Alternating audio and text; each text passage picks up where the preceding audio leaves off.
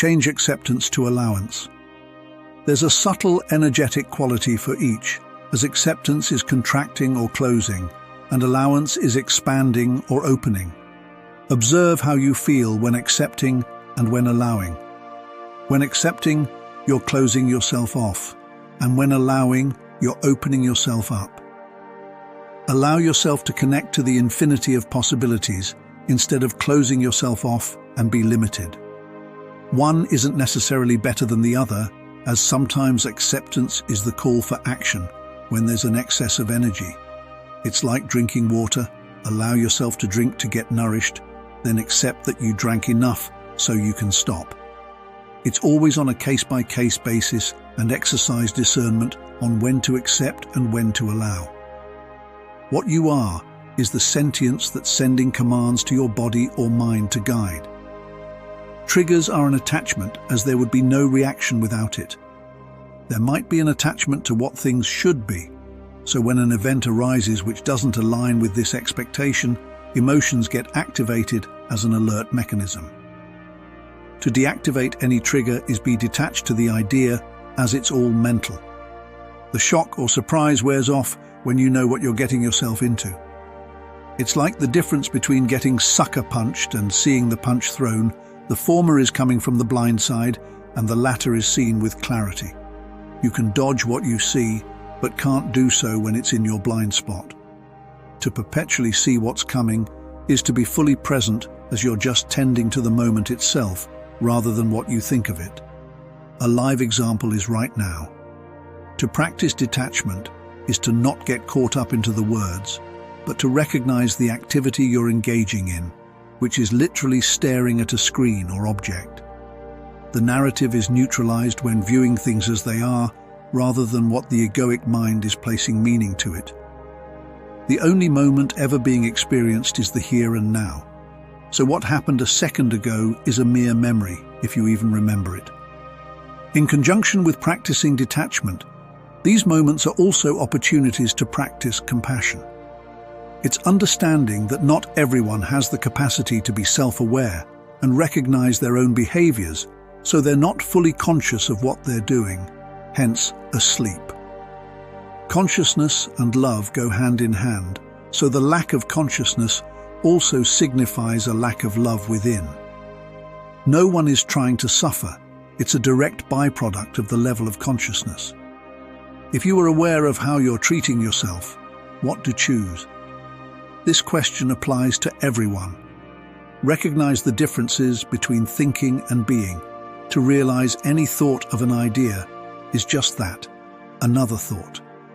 Tangibly, nothing is happening to you while in thought, but the immersion within the thinking mind can lead to an attachment to the idea. Be mindful of the activity you're currently engaging in to not get sucked back into the stream of endless thoughts. A live example is right now. If you're aware this mental activity is just the sharing and expressing of various ideas and perspectives, and you're not in any physical danger, does your perception change? The ego doesn't know the difference between a mental threat or a physical threat, so it can get activated when feeling any sense of threat, which includes ideas being threatened. To not inadvertently activate this defense mechanism is to be present, as the mental and physical aspects are now distinguishable. Conversations or discussions doesn't have to be so serious when you're aware of the actual nature of the activity. Remind yourself to go with the flow of the present moment, as it's the only moment you're ever experiencing. What to do when someone insults you? The insult will land on their perception of you, so if you're not perceiving yourself the same way, then there's no effect.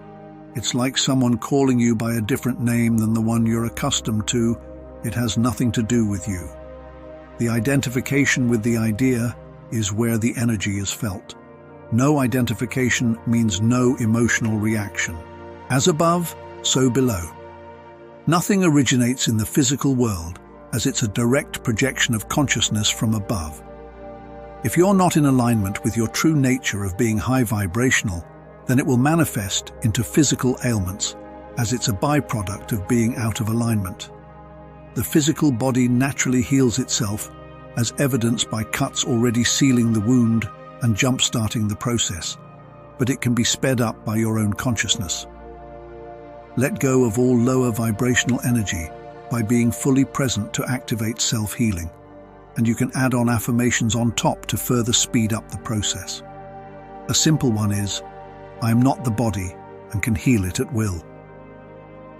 Identifying with the physical body is already lower vibrational as you're not a physical being, so by being detached from it, your energy will rise back up to its natural state. Any addiction is a restless desire to move on to what's next. If you're constantly looking forward to what's next, then you're never here, right now. Be still. In stillness is where you can recognize the subconscious patterns and make a choice to not repeat them. So instead of asking, what can I do next? Ask yourself, what am I doing right now? Recenter your focus and awareness to the present. You don't have to do anything, but you may do something. Addiction is an attachment to doing to the point you're no longer being. To regain your sovereignty and not let the conditioned mind take over is to return to being. Be here now and stay here. Let go of the what's next and reclaim your freedom in the present. Your power lies in your ability to choose, and the only moment where a choice can be made is the present. The moment you leave the present through mind wandering is when you're disempowering yourself. So it's your self-discipline and willpower to not let your conditioned mind have dominion over you. Attachments is going against your true nature of being detached and free. If irritation arises, that's a sign there's an attachment to the idea, as being unattached would make you unbothered.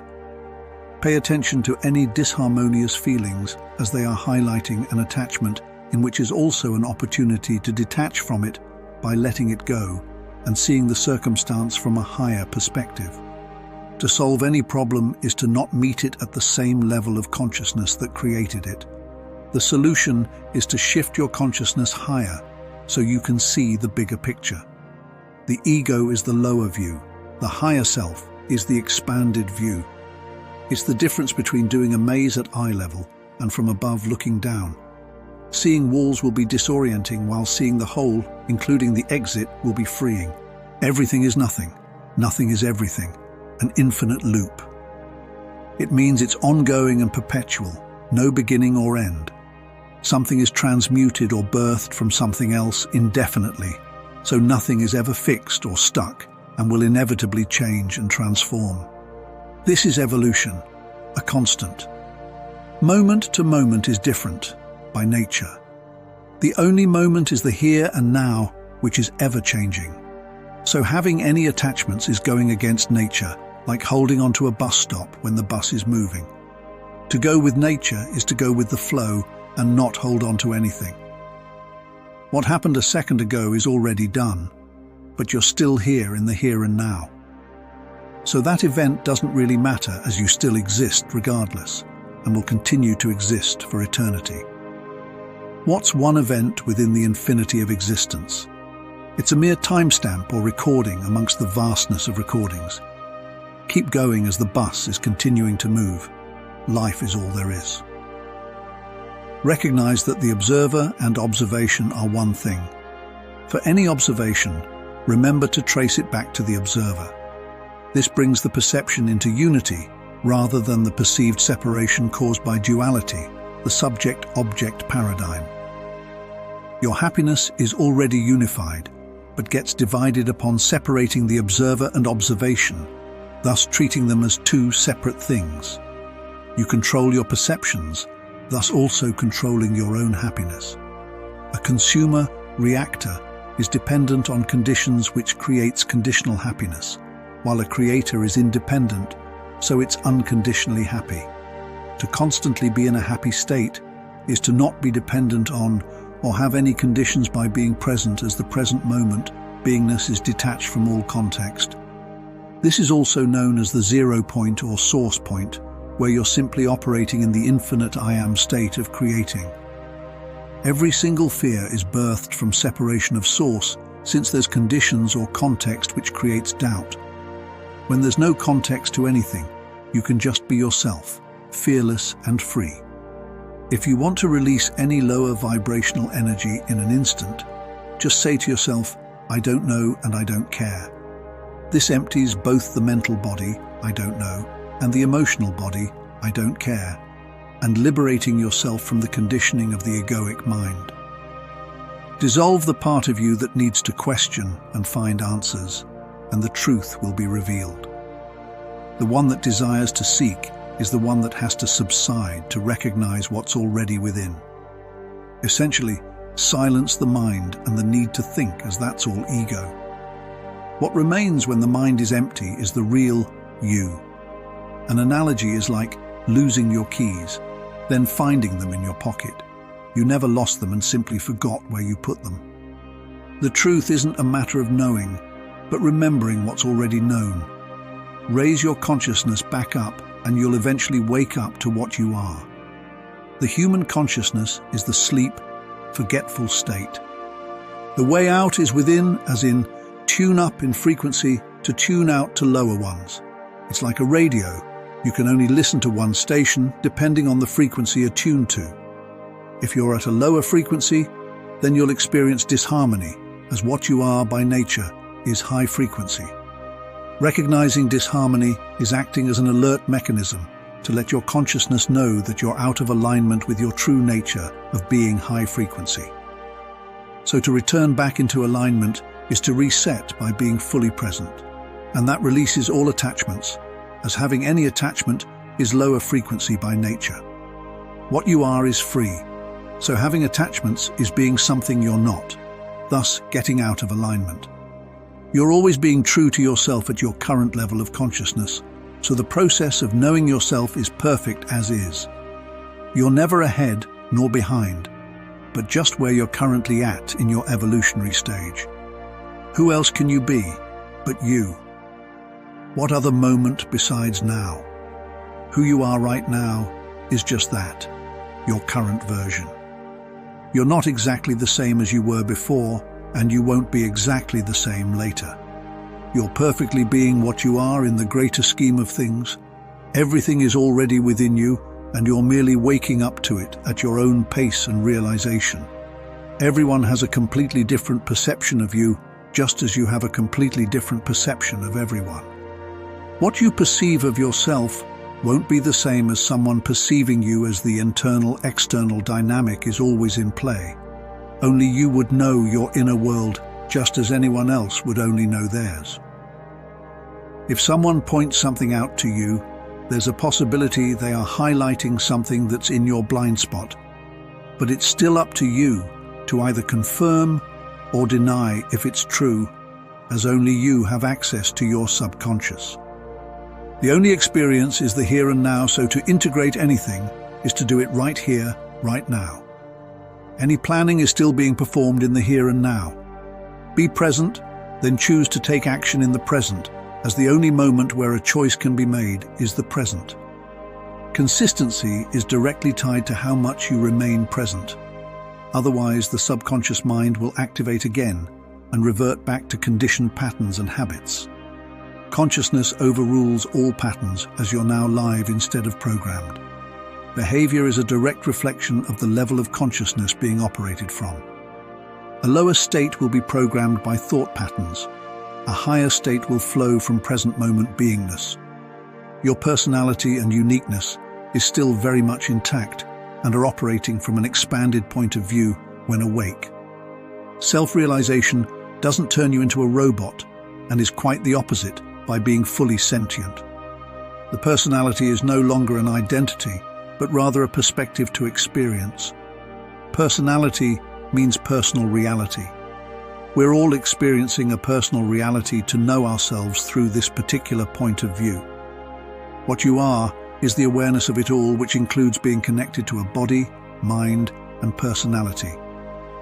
How much of your true self is coming through depends on the level of consciousness. Low means egoic identity, high means true nature. The ego thinks it's a person, the higher self knows it's just an experience. Everything is decided prior to incarnating, so everyone is playing a role, which includes the antagonist or bad guy role. Every soul has played that role at some point, perhaps multiple times, as the higher self seeks to know itself from every possible perspective. Evolution is accelerated when there's opposite polarities that serve as tension, much like lifting weights. The greater the tension, the greater possibility of growth. The external is a reflection of the internal, as it's all one thing: observation, observer. Who is the one making an observation? For every observation, trace it back to the observer. This is what you ultimately can modify, change, and transform: the perceptions and perspectives within. The victim mindset is reactionary, as its attention is outward, so it's constantly waiting for the world to change so it can react to it. The self-empowered mindset is inward, as you're not waiting for conditions to change. You become the change you want to see and experience. Pay attention to how you feel: waiting, reacting versus creating, choosing, responding. Which one feels disempowering and which one feels empowering? Recognize the feeling that serves your higher self to not inadvertently self-sabotage. Instead of asking, "Why me?" ask yourself, "Who can I be in response to this?" Do you want to be a victim or be the highest version of yourself? Infinite and unlimited potential, fearless, compassionate, and unconditional love. Remove all conditions to return to your true, unconditional nature. Let go of everything you're not to return to what you are.